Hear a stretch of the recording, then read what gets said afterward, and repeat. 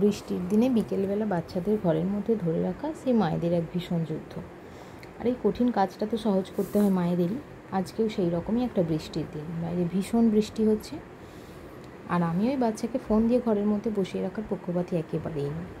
তাই কি করলাম, অগত্যা ছাতা মাথায় দিয়ে বাইরে গিয়ে সামনে থেকে যা পাতা পেলাম তুলে নিয়ে এলাম। এসে ছেলেকে বললাম, নে এবার আজকে এগুলো নিয়েই খেলা করব। বৃষ্টি হচ্ছে তাই বাইরে যাওয়া যাবে না। বিভিন্ন রকমের পাতা সব তুলে নিয়ে এসেছিলাম।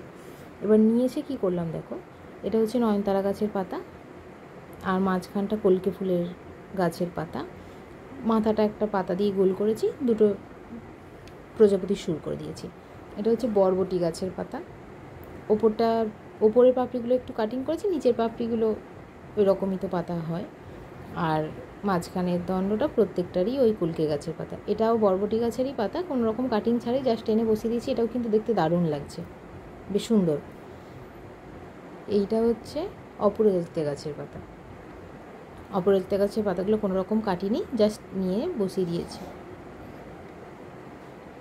এরপরটা দেখো, এটা তো আমার সব থেকে বেশি পছন্দ হয়েছে। এটা